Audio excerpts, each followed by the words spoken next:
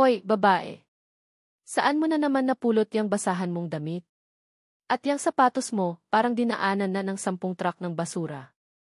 Ang matinis na boses ni Rochelle ang pumunit sa katahimikan ng umaga, kasabay ng halakhakan ng mga alipores niyang parang mga bubuyog na nakahanap ng bulaklak.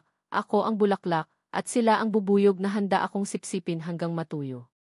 Napahinto ako sa paglalakad, hawak ang paper bag na naglalaman ng aking pananghalian, isang pirasong pritong galunggong at kanin, baon ko para sa buong araw na paghahanap ng trabaho. Excuse me, mahina kong sagot, halos pabulong. Ayoko ng gulo. Gusto ko lang makarating sa susunod na building kung saan may interview ako. Excuse me ka pa dyan. Hindi ka ba nahihiya sa itsura mo? Ang pangit mo na nga, ang baho mo pa siguro, sabat ng isa pa, si Trixie, na parang laging may nakabara sa ilong kung makapagsalita. Nagtawanan na naman sila at ramdam ko ang pamumula ng pisngi ko, hindi dahil sa hiya, kundi sa namumuong galit at panginginig. Hinga, Camille. Hinga. Paulit-ulit kong bulong sa sarili ko. Sanay na ako. Sanay na akong laitin, maliitin. Mula pagkabata, ganito na ang trato sa akin ng karamihan dahil sa kahirapan. Pero hindi ibig sabihin hindi na masakit. Bawat salita, parang maliliit na tinik na tumutusok sa puso ko. Nagpatuloy sila sa pang-aalipusta, kesyo mukha raw akong katulong na naligaw, kesyo amoy araw at pawis. Hindi ko na sila pinansin. Yumuko na lang ako at nagmamadaling lumakad palayo, pero sinundan pa rin ako ng kanilang mga hagikik. Sa pagmamadali ko, hindi ko napansin ang isang maliit na tuta na biglang tumawid sa kalsada. Isang humaharurot na motorsiklo ang muntik nang makasagasa dito. Ay, aso, sigaw ko, at walang pag-aalinlangan, binitawan ko ang paper bag ko, ang tanging pagkain ko para sa araw na iyon, at mabilis na tumakbo para sagipin ang tuta. Nayakap ko ito ng mahigpit. Nanginginig ang maliit na katawan nito sa takot. Ang dumi-dumi nito, parang ilang araw ng palaboy-laboy. Leve, okay ka lang. Ligtas ka na, bulong ko sa tuta, habang hinahaplos ang magulo nitong balahibo. Naramdaman ko ang pagdikit ng putik at alikabok sa bestida kong suot, ang nag-iisa kong disenteng damit para sa interview. Pero wala akong pakialam. Ang mahalaga, ligtas ang tuta. Ew, kadiri. Pati asong kalye pinulot pa. Bagay nga kayo, parehong marurumi. Narinig ko na namang sigaw ni Rochelle mula sa di kalayuan. Pati ba naman to, papansinin pa nila? Huminga ako ng malalim. Haharapin ko na sana sila para pagsabihan ng may isang malalim na boses ang pumukaw sa atensyon naming lahat. Miss! Napalingon ako. Isang matangkad na lalaki, nasa mga edad 50 na siguro, nakasuot ng mamahaling suit, ang nakatayo malapit sa isang itim at makintab na kotse. Seryoso ang mukha nito at may otoridad ang tindig. Nakatingin siya sa akin, o mas tamang sabihin, sa tutang hawak ko. Hindi ko alam kung bakit, pero bigla akong kinabahan. Pati sina Rochelle ay natahimik, tila nagulat din sa biglang pagsulpot ng estranghero. Dahan-dahan siyang lumapit. Bawat hakbang niya, parang may bigat. Huminto siya sa tapat ko. Hindi ko mabasa ang ekspresyon sa kanyang mga mata. May lungkot ba? Paghanga? O baka naman pandidiri rin tulad ng iba? That was a very kind thing you did, sabi niya, ang boses ay kalmado pero may diin. Hindi lahat ng tao ay gagawin yan para sa isang hayop, lalo na kung madudumihan sila. Natigilan ako. Pinuri niya ako. Sa tanang buhay ko, bilang na bilang lang sa daliri ang mga pagkakataong nakatanggap ako ng papuri. Kadalasan, pangungutya ang naririnig ko. At mula pa sa isang taong mukhang importante at mayaman? Parang panaginip. Ramdam ko ang pag-init ng sulok ng aking mga mata. Salamat po, nauutal kong sagot. Kawawa po kasi yung tuta. Mumiti siya ng bahagya, isang ngiting hindi umabot sa kanyang mga mata, pero sapat na para gumaan ang pakiramdam ko. May kung anong pamilyar sa ngiting iyon, pero hindi ko matukoy kung saan ko na nakita. Tumingin siya sa bestida kong nadumihan. Huwag mong alalahanin yan, Anya, na parang nabasa ang nasa isip ko. Ang mahalaga ay yung ginawa mo. Napatingin ako kay Rochelle at sa mga kaibigan niya. Nakanganga sila, hindi makapaniwala sa nasasaksihan. Para bang gusto nilang magsalita pero walang lumalabas sa kanilang mga bibig. Bigla, parang ako naman ang nasa itaas. Ang lalaki ay bumaling sa isang mas batang lalaki na nakauniporme, marahil driver o assistant niya, na kanina patahimik na nakatayo sa tabi ng kotse. Luis, tawag niya dito. Sabihin mo sa kanya, turo niya sa akin, at isang maliit, halos hindi mahahalata, na ngiti ang sumilay sa kanyang labi. Mag-report siya sa opisina ko bukas. Personal kong aasikasuhin ang application niya. Halos malaglag ang pangako. Application? Aling application? Ni hindi ko pa nga alam kung sino siya o kung anong kumpanya ang tinutukoy niya. Naramdaman ko ang pagbilis ng tibok ng puso ko, isang halo ng gulat, pagtataka, at munting pag-asa. Ang kaninang panghihina ng loob dahil sa pang-aalipusta ni Rochelle ay napalitan ng kakaibang kaba. Sino ang lalaking ito? At bakit parang may kung anong kumukurot sa puso ko habang nakatingin siya sa akin? Kinabukasan, parang nananaginip pa rin akong naglalakad patungo sa isang napakataas na gusali sa Ayala. Alcantara Holdings, iyon ang nakaukit na gintong pangalan sa itaas ng malaking pinto na yari sa salamin. Ito raw ang kumpanya ni Andy Alan Alcantara, ang lalaking tumulong sa akin kahapon. Ang puso ko, parang gustong kumawala sa dibdib ko sa sobrang kaba at excitement. Suot ko ang pinakamatinong bestida ko na nilabhan ko kagabi, kahit medyo kupas na, at ang sapatos na pinagtiyagaan kong linisin at kintaban. May dala akong maliit na bag na naglalaman ng luma kong notebook at isang ballpen. Pagpasok ko sa lobby, para akong nalula. Ang lawak, ang kinis ng sahig na parang salamin, ang mga taong naglalakad na parang mga artista sa kanilang mga suot. Kaya ko ba dito? Tanong ko sa sarili ko. Good morning, ma'am. May I help you? Bati ng isang babae sa reception, ngiting-ngiti. Good morning. Ako po si Camille. Pinapunta po ako ni Andy Alcantara, medyo nahihiya kong sagot. Ah, Miss Camille. Yes, you're expected. Please have a seat for a moment. Tatawagan ko lang po ang opisina ni Sir Luis, Anya, at agad na may tinawagan sa telepono. Si Luis, yung assistant ni Andy Alcantara kahapon. Maya-maya lang dumating si Luis. Mumiti siya sa akin, isang formal na ngiti. Miss Camille, sumunod po kayo sa akin. Habang naglalakad kami papasok sa elevator, hindi ko maiwasang mapansin ang mga matang nakatingin sa akin. May mga bumubulong, may mga tila sinusuri ako mula ulo hanggang paa. Hayaan mo na sila, Camille. Nandito ka para magtrabaho. Dito po ang station niyo for now, Miss Camille, sabi ni Luis nang makarating kami sa isang open space office area kung saan may ilang cubicles. Intern ka muna under the marketing department. Si Ma'am Gina ang magiging immediate supervisor mo. Darating din siya maya-maya. For now, you can start familiarizing yourself with these company profiles. Inabutan niya ako ng makapal na folder. Message po. Maraming salamat, Sir Luis, sabi ko, naupo sa bakanting swivel chair. Medyo luma ang table ko kumpara sa iba, pero okay lang. Ang mahalaga, may pagkakataon akong matuto. Nagsimula akong magbasa. Seryoso ako sa bawat pahina. Gusto kong patunayan na karapat-dapat ako sa tiwalang binigay sa akin ni Andy Alcantara. Maya-maya, may narinig akong pamilyar na boses, kasabay ng tikim na may kasamang pang-inis. Well, look who we have here. Akalain mo nga naman, ang basahan kahapon, social na ngayon, naka-opisina pa. Napatingala ako. Si Rochelle. Nakatayo siya sa harap ng cubicle ko, kasama ang dalawa niyang kaibigan na parang mga anino niya. Nakataas ang kilay niya at may mapanuyang ngiti sa kanyang mga labi. Suot niya ang AC ng Alcantara Holdings. Dito rin siya nagtatrabaho. Naramdaman ko ang biglang pag-atras ng sikmura ko. Rochelle, sabi ko, pilit pinapakalma ang sarili. Anong ginagawa mo dito? Ako dapat ang magtanong yan sa'yo, di ba? Sagot niya, lalong tumaas ang kilay. How did a stray cat like you manage to get in here? Mayaman ba yung matandang iyon na dumampot sa'yo? Ninong mo? Sunod-sunod ang tanong niya, bawat isa ay may patutsada. Ramdam ko ang tingin ng ibang empleyado sa paligid. Nakakahiya. Gusto kong magpalamon sa lupa. Pero may kung anong nagtulak sa akin na sumagot. Siguro dahil sa papuri ni Andy Alcantara kahapon, o siguro dahil pagod na akong laging yumuyuko. Hindi ko siya ninong, mahinahon kong sagot, tinitigan siya sa mata. At nandito ako dahil binigyan ako ng pagkakataon. Masama ba iyon? Nagulat si Rochelle sa sagot ko.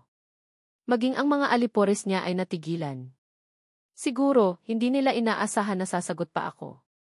For the first time, nakita ko siyang bahagyang nataranta, bago mabilis na bumalik ang pagiging sarkastika. Wow, palaban ka na pala ngayon? Porket nakaapak lang sa building na to. Don't get your hopes up too high, sweetie. Maraming tulad mo ang sumusubok, pero ilan lang ang nagtatagal. Lalo na iyong mga walang breeding. Diniinan niya ang huling salita, sabay irap. Hindi ko na siya sinagot.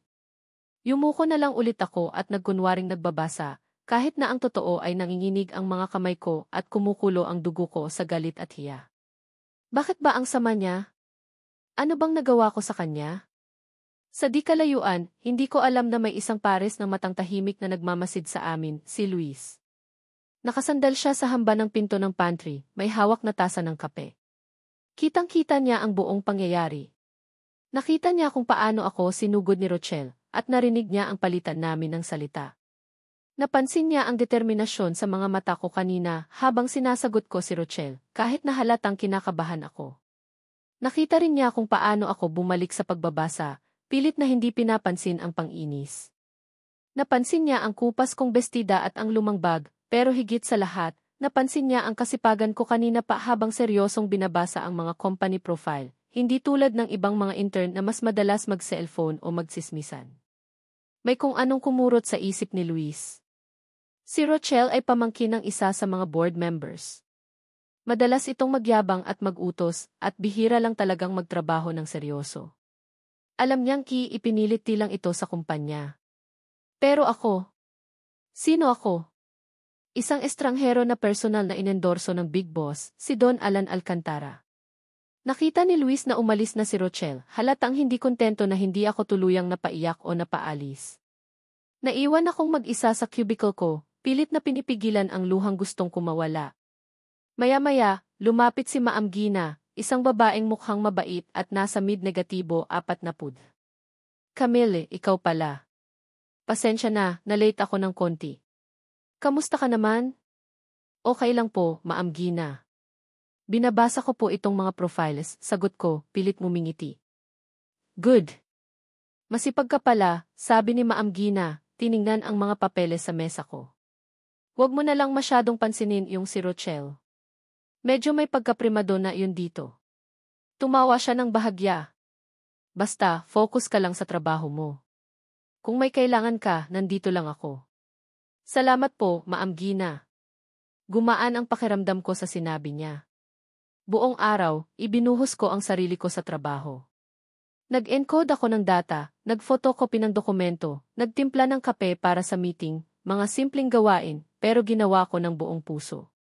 Hindi ko namalayan ang oras. Pagdating ng alas 5, oras na para umuwi. Habang nililigpit ko ang gamit ko, napansin ko si Luis na nakatayo malapit sa exit, kausap ang guard. Nang mapadaan ako, tumingin siya sa akin. Hindi siya ngumiti, pero may kakaibang tingin sa kanyang mga mata, parang pinag-aaralan niya ako. Nagpaalam ako sa guard at lumabas na ng building. Habang naglalakad ako palayo, naramdaman kong nakatingin pa rin si Luis. Sa isip ni Luis, isang tanong ang paulit-ulit, may mali bakit parang mahalaga siya sa boss. Hindi normal na si Don Alan mismo ang mag-endorso ng isang intern na tulad ko, lalo na't mukhang galing pa sa wala. May hindi siya maintindihan. At ang hindi niya pagkaintindi ay nagsisimula ng maging interes. Lumipas ang ilang linggo. Naging routine ko na ang biyahe papuntang Ayala, ang pagtatrabaho sa maliit kong cubicle, at ang paminsan-minsang pang-iinis ni Rochelle na pilit kong hindi pinapansin. Si Maam Gina ay naging mabait sa akin, at kahit paano'y natututo ako ng mga bagong bagay. Si Luis, madalas ko pa ring makasalubong. Ang mga tingin niya, hindi ko pa rin mabasa, pero parang hindi na kasing striktong dati. Minsan, nahuhuli ko siyang nakatingin sa akin habang nagtatrabaho ako, pero agad ding umiiwas kapag napapansin ko. Si Don Alan, isang beses ko palang ulit nakita mula nung unang araw. Tumango lang siya sa akin nang magkasalubong kami sa hallway, pero sapat na iyon para ganahan ulit ako. Isang hapon, abala ako sa pag-aayos ng mga files na ipinagawa ni Ma'am Gina. Lunch break noon, kaya kaunti lang ang tao sa opisina. Karamihan ay nasa pantry o lumabas para kumain. Ako, tulad ng dati, may baon na naman, adobong sitaw at kanin. Masaya na ako doon. Bigla, bumukas ng malakas ang pinto ng opisina. Dalawang security guard ang pumasok, kasama nila ang head of security, si E. Ramos, na kilala sa pagiging istrikto. Sa likod nila, nakasunod si Rochelle, may ngisi sa labi na parang may pinaplanong hindi maganda. Kinabahan ako bigla. Parang may mali. Miss Camille Reyes, tanong ni M. Ramos, ang boses ay matigas at walang emosyon. Napalunok ako. Ako po. Bakit po? Pakisama kami sa GE office. May kailangan lang kaming i-verify, sabi niya. Sumunod ako, nanginginig ang mga tuhod. Ano na naman kaya ito? Sa pagdaan namin sa mga cubicle, napansin kong nakatingin ang ilang empleyadong naroon. Ang iba'y bumubulong. Ramdam ko na naman ang mga mapanuring mata. Pagdating sa GE office, naroon na si Ma'am Liza, ang EC manager. Seryoso rin ang mukha niya. At sa isang tabi, nakaupo si Rochelle, parang reyna na naghihintay ng palabas. Camille, simula ni Ma'am Liza, may nawawalang mamahaling kwintas ang isa sa mga bisita ni M.E. Alcantara kaninang umaga. Huli itong nakita sa Isaiah Lounge, kung saan ikaw ang naatasang maglinis at mag-ayos kanina bago dumating ang bisita. Nanlaki ang mga mata ko. Pero ma'am, naglinis lang po ako doon. Wala po akong nakitang kwintas. At lalong wala po akong kinuha. Ganoon ba, sabi ni Amy Ramos. Kung ganoon, papayag ka bang buksan at inspeksyonin namin ang locker mo? Standard procedure lang naman. Locker ko? Wala namang laman yon kundi ang lumang bag ko, payong at ilang personal na gamit. Siege po. Wala naman pong problema. Naglakad kami pabalik sa area kung nasaan ang mga locker ng empleyado. Si Rochelle, nakabuntot pa rin, parang asong nag-aabang ng buto. Ang mga empleyado na kanina inasa pantry o nagpapahinga ay nagsilabasan na, tila naamoy ang chismis. Para akong kriminal na ihaharap sa bitayan. Binuksan ko ang locker ko. Inilabas ng isang guard ang mga gamit ko isa-isa. Yung bag ko, yung payong, yung maliit na supot ng Skyflex. At pagkatapos may isang kumikinang na bagay ang inilabas niya mula sa ilalim ng mga gamit ko. Isang silver na kwintas na may pendant na diamante. Ang ganda nito at halatang napakamahal. Natigilan ako. Hindi ko alam kung saan nanggaling yon. Hindi akin yon. Ayan. Sabi ko na nga ba, sigaw ni Rochelle, parang nanalo sa loto. Magnanakaw. Ang kapal ng mukha mong pumasok dito tapos magnanakaw ka lang pala. Hindi akin yan, naiiyak kong sabi. Hindi ko alam kung paano iyan napunta dyan. Lahat naman ng magnanakaw, yan ang sinasabi, malamig na sabi ni A. Ramos. Tumingin siya sa akin na parang isa akong basura. Miss Reyes, sumama ka sa amin sa security office. Tatawagan na namin ang pulis. Pulis? Pero wala po akong kasalanan, halos pasigaw kong sabi. Nagsimula nang tumulo ang mga luha ko. Hindi ko na mapigilan. Ang sakit. Ang bigat sa dibdib. Pinagbibintangan ako sa kasalanang hindi ko ginawa. Habang kinukuha ng mga guard ang mga braso ko para i-escort palabas, nakita ko ang mga tingin ng mga katrabaho ko. Ang iba, may awa. Ang iba, may pandidiri. Ang iba, parang natutuwa pa. Si Ma'am Gina, nakatingin sa akin na mailungkot, pero walang magawa. Dumaan kami sa tapat ng cubicle ko. Sa sahig, nakakalat ang ilang papel, mga notes ko, mga listahan ng gagawin, mga pangarap na isinulat ko para hindi makalimutan. Sa paghila sa akin ng mga guard, isang piraso ng papel ang nahulog mula sa kamay ko. Yumuko ako para sana damputin, pero hinila na nila ako palayo. Ang eksena ay parang slow motion. Ang mga mukha ng tao, ang mga bulungan, ang mga matang mapanghusga. Ang kwintas na kumikinang sa kamay ng guard. At ang sarili ko na parang pinagsakluban ng langit at lupa.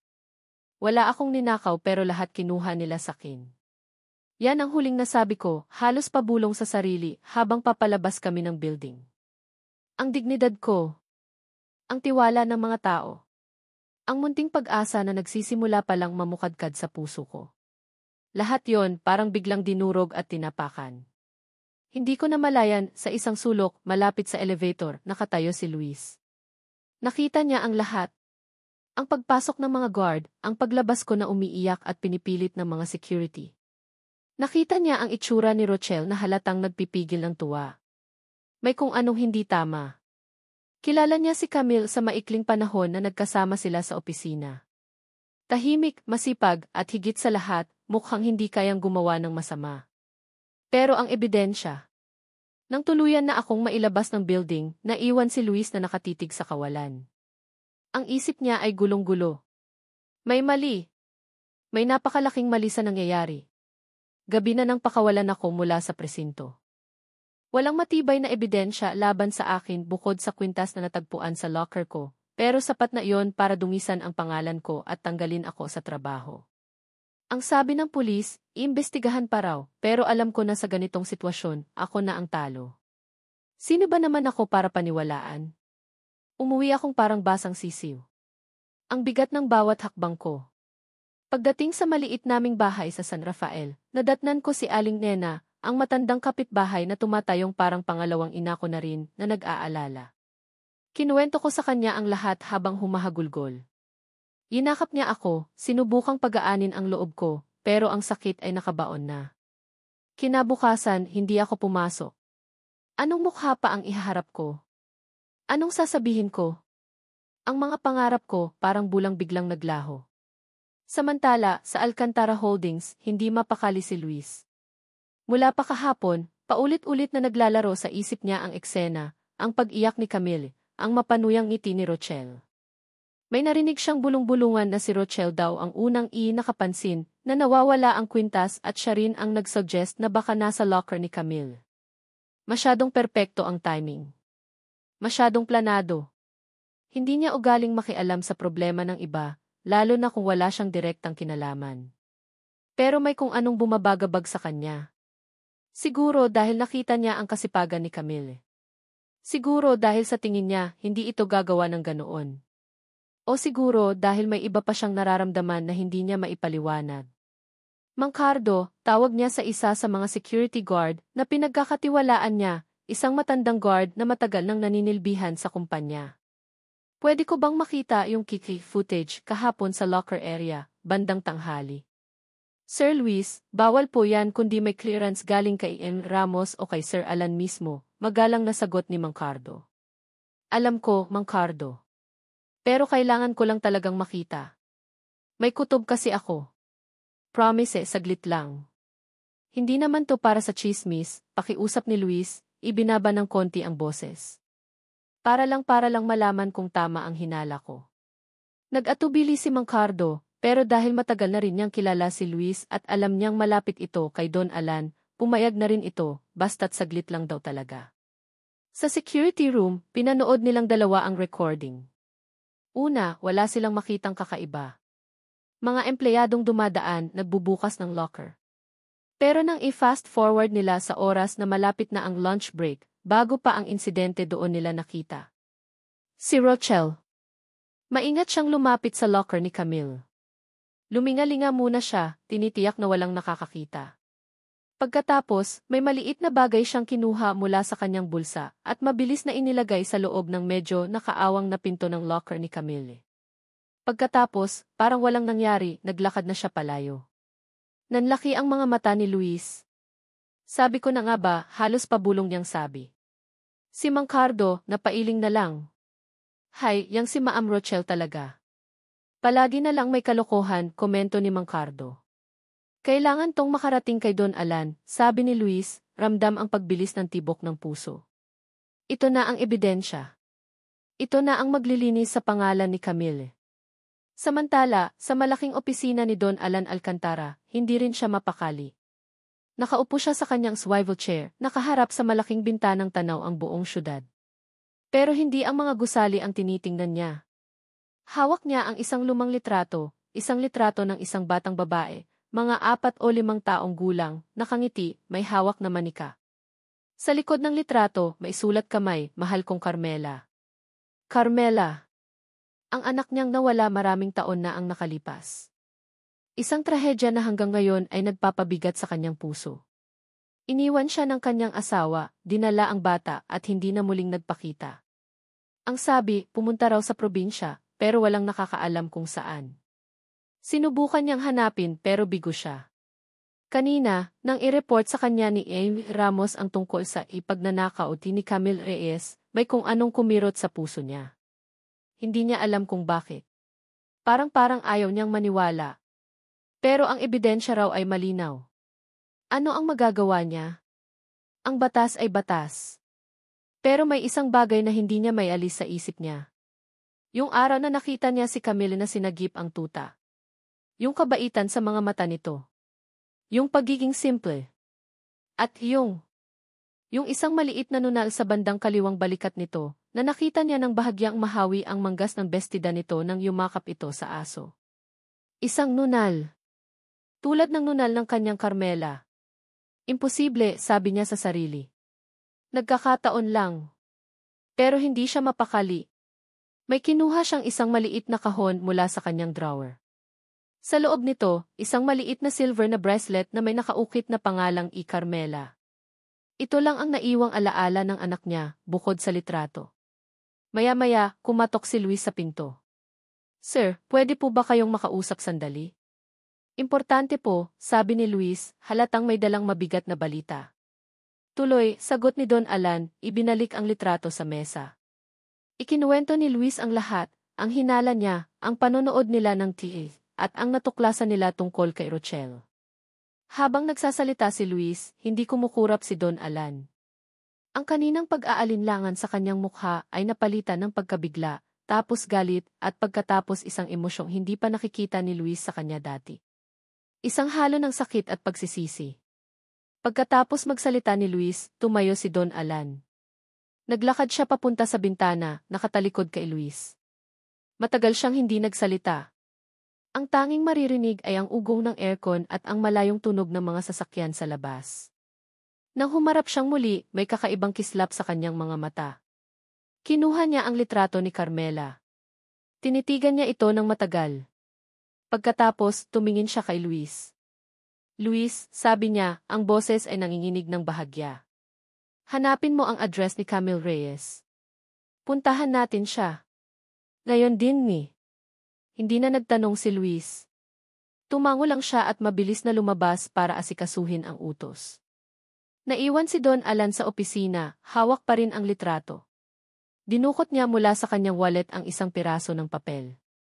Ito ang kopya ng biodata ni Camille na ibinigay sa kanya ni Luis noong unang araw. Sa ilalim ng key distinguishing marks, walang nakasulat.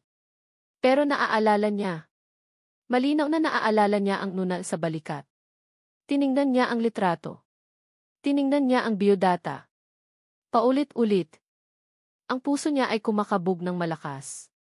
Ang mga alaala ng nakaraan, ang tawa ng kanyang anak, ang yakap nito, ang sakit ng pagkawala, lahat ay bumabalik, parang alon na humahampas sa kanyang dibdib. Impossible, D. Bulong niya sa sarili, ang mga daliri ay nanginginig habang hawak ang litrato. Pero siya iyon. Siya ang anak ko. Ang pag-asa na matagal nang natutulog sa puso niya ay biglang nagising. Ang sakit ng kahapon ay nabalutan ng bagong emosyon, ang takot na baka huli na ang lahat, at ang determinasyong itama ang isang napakalaking pagkakamali. Ang araw ay palubog na nang marating ng makintab na itim na kotse ni Don Alan ang isang makipot na eskinita sa San Rafael.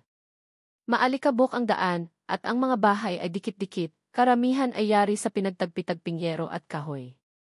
Malayo sa karangyaan ng Forbes Park kung saan siya nakatira. Si Luis ang nagmamaneho, habang si Don Alan ay tahimik na nakatingin sa labas ng bintana, ang puso niya ay parang pinipiga. Bawat metro na nilalakbay nila palapit sa bahay ni Camille ay parang isang suntok sa kanyang dibdib. Nang matunton nila ang maliit na bahay na nakasaad sa address, huminto ang kotse. Isa itong simpleng bahay, may maliit na bakura na may tanim na ilang halaman sa paso. May mga nakasampay na damit sa gilid. Ordinaryong tanawin para sa marami, pero para kay Don Alan, ito ang lugar kung saan lumaki ang anak na matagal na niyang hinahanap. Bumaba si Don Alan mula sa kotse, naramdaman ang bigat ng bawat paghinga. Si Luis ay nanatili sa loob, nagbibigay ng espasyo. Dahan-dahan siyang lumakad papunta sa pintuan na iari sa kawayan. Kumatok siya. 3 beses. Bawat katok, parang dagundong sa kanyang pandinig. Maya-maya, bumukas ang pinto. Si Camille. Nakasuot lang siya ng lumang t-shirt at shorts. Ang buhok niya ay nakapusod lang. Halata ang gulat sa kanyang mukha nang makita kung sino ang nasa labas ng kanilang bahay. Ang mga mata niya, medyo namamaga pa, marahil sa kaiiyak. Don Alan, nautal niyang sabi. Anong ginagawa niyo rito? Hindi niya inaasahan. Ang taong nagbigay sa kanya ng pag-asa, tapos siya rin ang parang nagpabaya ng mapagbintangan siya. Hindi agad nakapagsalita si Don Alan. Tinitigan niya lang si Camille. Ang mga mata nito, ang hugis ng mukha, ang paraan ng pagtayo. Parang nakikita niya ang imahe ng kanyang asawa at ang batang Carmela. Ang sakit at pagsisisi ay lalong sumidhi sa kanyang dibdib. Camille, sabi niya, ang boses ay garalgal at puno ng emosyon na hindi niya napigilang ipakita. Pwede ba tayong mag-usap? Nag-aalangan si Camille. Ano pa bang pag-uusapan nila? Para saktan na naman siya. Pero may kung anong lungkot sa mga mata ng matanda na hindi niya kayang tanggihan. Tumango siya at binuksan ng mas malaki ang pinto. Tuloy po kayo, sabi niya, pinapasok si Don Alan sa kanilang maliit na sala. Simple lang ang laman ng bahay. Isang lumang sofa, isang maliit na mesa, at isang altar na may imahe ng mahal na berhen. Umupo si Don Alan sa sofa. Si Camille naman ay naupo sa isang silyang kahoy sa tapat niya. Ang katahimikan sa pagitan nila ay mabigat, puno ng mga non-sinabing salita. Camille, muling nagsalita si Don Alan, ang mga kamay ay nanginginig ng bahagya. May kailangan kang malaman. Isang bagay na matagal ko nang gustong sabihin, pero hindi ko alam kung paano. Kumunot ang noo ni Camille. Ano kaya iyon? Huminga ng malalim si Don Alan. Tinitigan niya si Camille diretso sa mga mata. At pagkatapos, binitiwan niya ang mga salitang magpapabago sa kanilang mga buhay magpakailanman. Anak kita. Natigilan si Camille. Parang huminto ang pag-ikot ng mundo. Tama ba ang narinig niya? Anak. Siya. Anak ni Don Alan Alcantara, ang isa sa pinakamayamang tao sa Pilipinas. Impossible. Isang malaking biro. Pipo. Yun lang ang lumabas sa bibig niya. Anong sabi niyo? Ikaw si Carmela, sabi ni Don Alan, ang mga luha ay nagsisimula ng mamuo sa kanyang mga mata. Ikaw ang anak ko na nawala. Matagal na kitang hinahanap, Carmela. Camille. Napatayo si Camille. Hindi siya makapaniwala. Ang utak niya ay parang ayaw tanggapin ang impormasyon. Hindi po totoo yan. Impossible. Ang nanay ko si Mama Elena, sinabi niya. Alam ko ang tungkol kay Elena, putol ni Don Alan. Siya ang kasama ng mama mo nang iwan niya ako. Siya ang nag-alaga sa'yo. Pero ako ang tunay mong ama. Biglang bumuhos ang mga luha ni Camille. Pero hindi luha ng tuwa. Luha ng galit. Luha ng sakit. Luha ng pagkalito. Kung totoo yung sinasabi niyo, humihikbi niyang sabi, bakit ngayon lang? Bakit kung kailan pinalayas niyo ako sa kumpanya niyo na parang basura? Bakit kung kailan dinuwisan niyo ang pangalan ko? Ang mga alaala ng araw na iyon, ang malamig na tingin ni Don Alan habang pinapalabas siya ng mga guard, ang kawalan niya ng pakialam, ang sakit na naramdaman niya, lahat yon ay bumalik, sariwang-sariwa. Patawarin mo ako, anak, sabi ni Don Alan, ang boses ay basag na. Tumayo rin siya, gustong lumapit kay Camille, pero parang may pader sa pagitan nila. Hindi ko alam. Kung alam ko lang na ikaw yon, hindi ko hahayaang mangyari yon. Pero nangyari na, sigaw ni Camille, ang sakit ay sumisidhi. Naniwala kayo sa kanila. Hindi kayo naniwala sa akin. Ama raw kita. Anong klaseng ama ang hahayaang mapagbintangan at mapahiya ang sarili niyang anak? Ang bawat salita ni Camille ay parang mga punyal na tumutusok sa puso ni Don Alan. Alam niyang tama si Camille. Nagkamali siya. Napakalaking pagkakamali. Ang pagsisisi ay parang laso na kumakalat sa buong katawan niya. Alam kong nagkamali ako, sabi niya, ang mga luha ay tuluyan ng bumagsak. Walang araw na hindi ako nagsisisi. Pero maniwala ka, Camille, mula nang malaman ko ang totoo ginawa ko ang lahat para itama ang pagkakamali ko. Ikinuwento niya ang tungkol sa Kihi, ang ginawa ni Rochelle, at kung paano niya nalaman ang katotohanan. Pero si Camille, puno pa rin ng galit at sakit. Madaling sabihin yan ngayon, mapait niyang sagot. Pero yung sakit, yung hiya hindi yon basta-basta mawawala. May kinuha si Don Alan mula sa kanyang bulsa. Ang lumang silver na bracelet na may pangalang E. Carmela. Iniabot niya ito kay Camille. Ito ang bracelet mo noong bata ka pa. Naiwan ito sa akin. Itinago ko ito sa loob ng maraming taon, umaasang balang araw, maibabalik ko sa'yo. Tinitigan ni Camille ang bracelet. May kung anong pamilyar dito. Parang may malayong alaala na gustong kumawala mula sa kanyang isip. Hinawakan niya ito. Ang lamig ng metal ay dumampi sa kanyang balat. Ang puso ni Camille ay naguguluhan. May parte sa kanya na gustong maniwala, na gustong yakapin ang katotohanang may ama siyang naghahanap sa kanya. Pero may parte rin na nasasaktan, na natatakot, na hindi pa handang magpatawad. Hindi ko alam, sabi niya, ang boses ay nanginginig. Kailangan ko ng panahon para isipin ang lahat ng ito. Tumango si Don Alan. Naiintindihan ko, anak. Hindi kita minamadali. Ang mahalaga, alam mo na ang totoo. At nandito lang ako, maghihintay. Bumalik siya sa pinto. Bago siya tuluyang lumabas, lumingon siyang muli kay Camille. Kung babalik man ako, sabi ni Camille, ang mga mata ay nakatitig sa kawalan, hawak pa rin ang bracelet, hindi para patawarin kaagad. Isang matamis pait na ngiti ang sumilay sa labi ni Don Alan. Sapat na sa kanya iyon. May pag-asa. Kahit maliit, may pag-asa. Umalis si Don Alan na may bigat pa rin sa dibdib, pero may kasama ng munting liwanag. Ang paghahanap ay natapos na. Ngayon, ang mahirap na bahagi naman ang haharapin niya, ang muling buuin ang nasirang tiwala at ang puso ng anak na minsan niyang pinabayaan. Naiwan si Camille sa loob ng bahay, yakap-yakap ang bracelet. Ang isip niya ay isang malaking bagyo ng emosyon. Saya dahil natagpuan na niya ang kanyang ama. Lungkot dahil sa mga taong nasayang. Galit dahil sa sakit na idinulot nito. At pag-asa na baka sakaling may mas magandang bukas na naghihintay. Makalipas ang ilang araw ng masinsinang pag-iisip at pakikipag-usap kay Aling Nena, nagdesisyon si Camille. Babalik siya sa Alcantara Holdings. Hindi para sa posisyon, hindi para sa pera. Babalik siya para harapin ang multo ng nakaraan at para bigyan ng leksyon ang taong sumira sa kanyang pangalan. Ang galit ay naroon pa rin pero may kasama na itong determinasyon.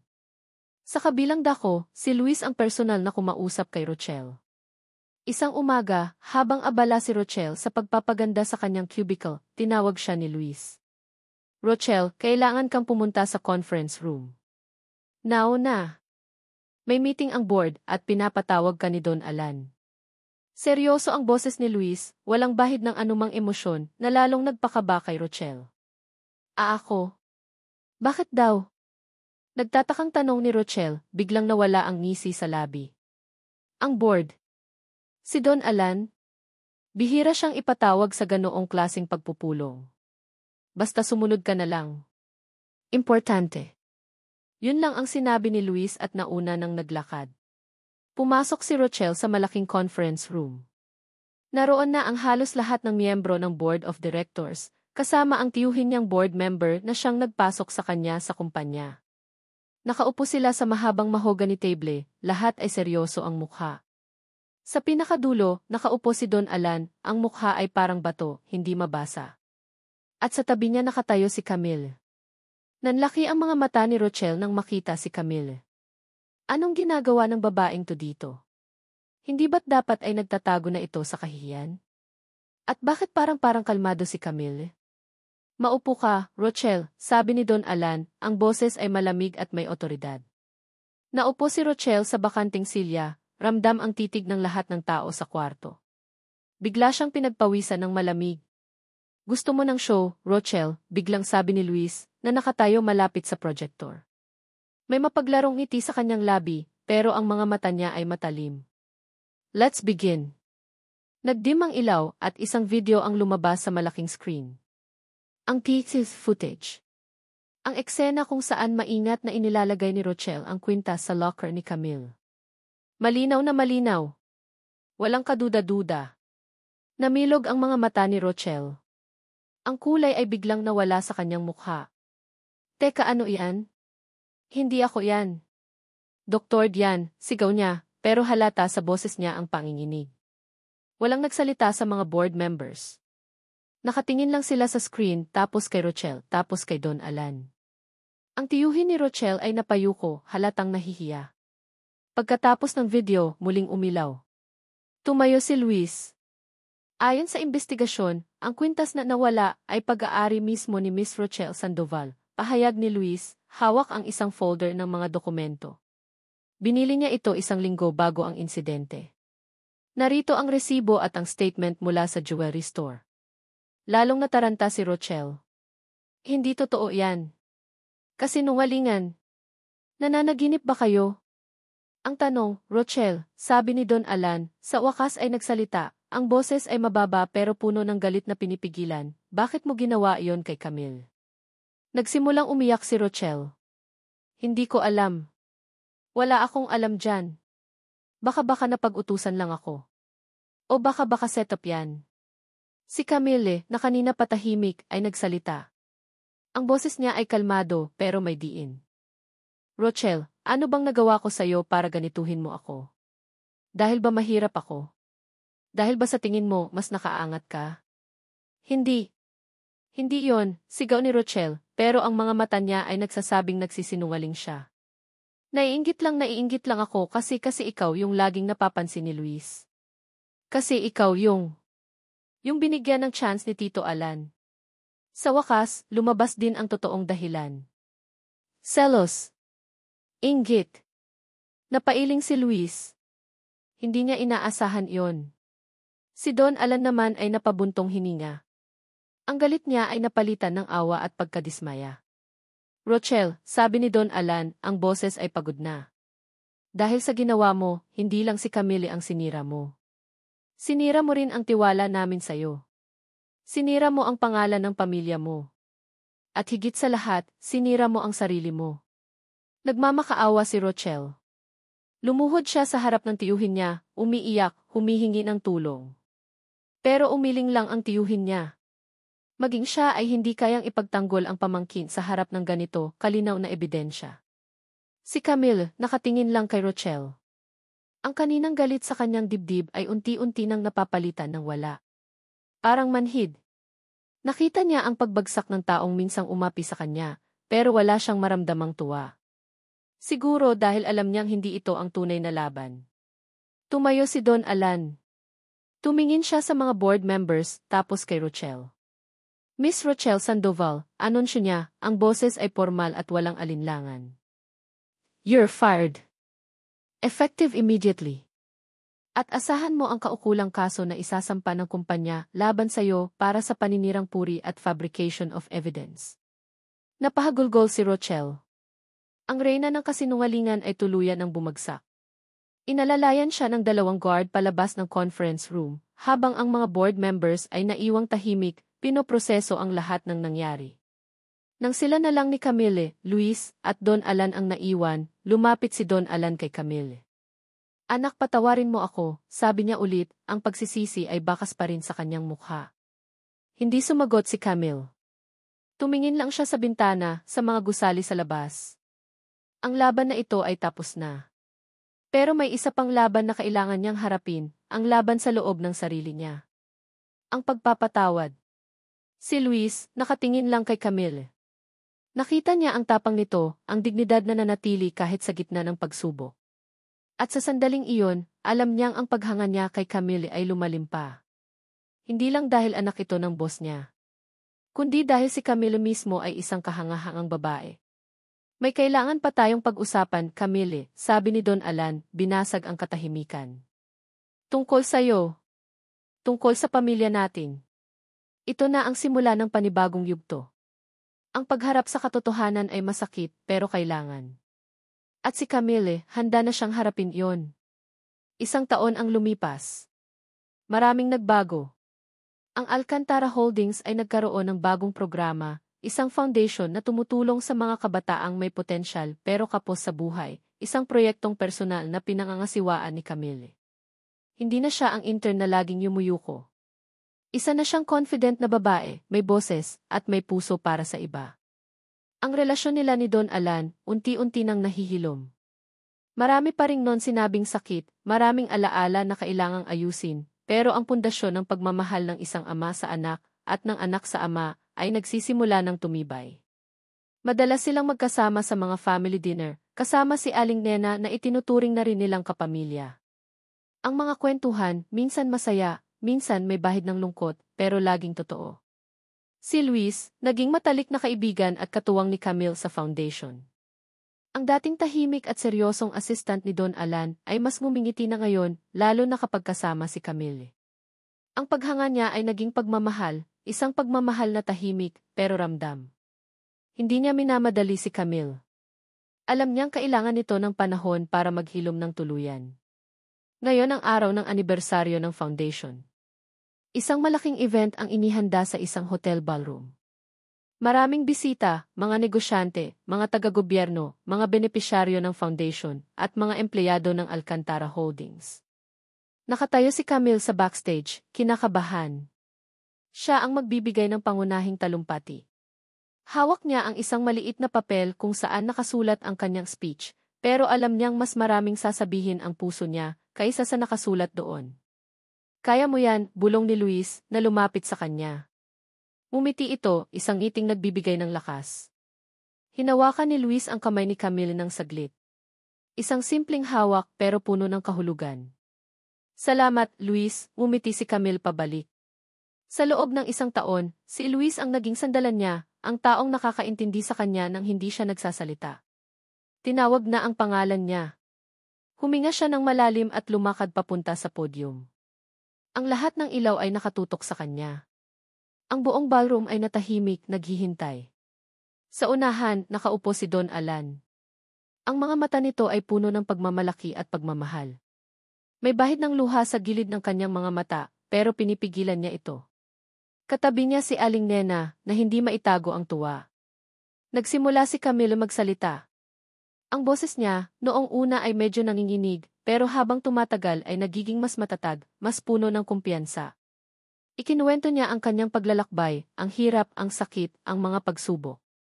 Pero hindi siya nag-focus sa negatibo.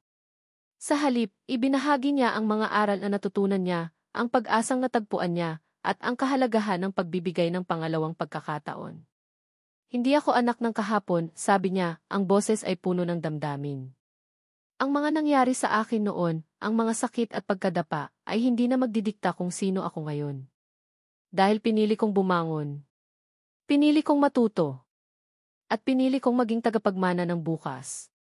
Tumingin siya kay Don Alan. Nagkaroon ako ng ama na nagkamali, pero natutong humingi ng tawad at bumawi. Iyon ang nagturo sa akin na ang pag-ibig ay mas malakas kaysa sa galit, at ang pagpapatawad ay susi sa tunay na paghilom. Tumingin siya kay Luis. Nagkaroon ako ng kaibigan na naniwala sa akin, kahit noong ako mismo ay nawawalan na ng tiwala sa sarili. Iyon ang nagturo sa akin na hindi ako nag-iisa. Ang foundation na ito, pagpapatuloy niya, ay hindi lang tungkol sa pagbibigay ng tulong pinansyal. Ito ay tungkol sa pagbibigay ng pag-asa. Ito ay tungkol sa pagsasabi sa bawat kabataan na may pangarap, na kahit gaano kahirap ang buhay, kaya nilang abutin ang kanilang mga bituin. Pagkatapos ng kanyang talumpati, isang malakas na palakpakan ang umalinggaw sa buong ballroom. Marami ang naantig, marami ang naluha. Bumaba si Camille mula sa stage, sinalubong siya ng mahigpit na yakap ni Don Alan. Proud na proud ako sa'yo, anak, bulong nito, hindi na napigilan ang mga luha. Salamat, Papa, sagot ni Camille, ang unang pagkakataon na tinawag niyang Papa, si Don Alan sa publiko. Isang salita, pero napakalaki ng kahulugan. Lumapit si Luis. Ngumiti lang siya, pero ang mga mata niya ay nangungusap. Sa pagkakataong iyon, alam ni Camille na ang nararamdaman niya para kay Luis ay higit pa sa pagkakaibigan. May kinuha si Camille mula sa kanyang lig. Isang manipis na silver na kwintas. Ito ang kwintas na ibinigay sa kanya ng kanyang ina, si Elena, bago ito pumanaw, ang tanging alaala niya rito. Maingat niya itong tinanggal. Luis, sabi niya, medyo nahihiya. Ito ang pinakamahalagang bagay na pag-aari ko. Simbolo ito ng nakaraan ko, ng pagmamahal ng nanay ko. Tumingin siya kay Luis. Gusto kong ibigay ito sa'yo. Hindi bilang alaala ng nakaraan, kundi bilang simbolo ng koneksyon natin ngayon at ng hinaharap na sana ay kasama kita. Natigilan si Luis. Hindi niya inaasahan iyon. Kinuha niya ang kwintas, ang mga daliri nila ay nagdampi. Isang kilig ang dumaloy sa kanilang mga ugat. Camille D. Yun lang ang nasabi ni Luis, pero ang ngiti sa kanyang labi ay abot tenga. Sa gilid, nakangiting pinagmamasdan ni Don Alan ang dalawa. Ang puso niya ay puno ng saya. Ang anak niya, natagpuan na hindi lang ang kanyang pamilya, kundi pati na rin ang pag-ibig. Maya-maya, lumapit si Don Alan sa mikropono para sa kanyang panghuling anunsyo. Mga kaibigan, mga kasama, simula niya, ang boses ay masaya at matatag. Isang karangalan na ipakilala sa inyo ang bagong Vice President for Outreach and Community Development ng Alcantara Holdings. Huminto siya saglit, tila nagbibigay ng suspense. Tumingin siya kay Camille, puno ng pagmamahal. Meet the new Z for Outreach and my daughter, Camille Alcantara. Isang masigabong palakpakan na naman ang sumabog. Si Camille, gulat na gulat pero masaya. Tumingin siya kay Luis, na kumindat sa kanya. Tumingin siya sa kanyang ama, na nakangiti ng buong puso. Ang babaeng minsang tinawag na basahan, ang babaeng minsang pinagbintangan at dinungisan, ay nakatayo na ngayon sa entablado ng tagumpay. Hindi dahil sa pangalan o yaman, kundi dahil sa kanyang katatagan, kabutihan at pagmamahal.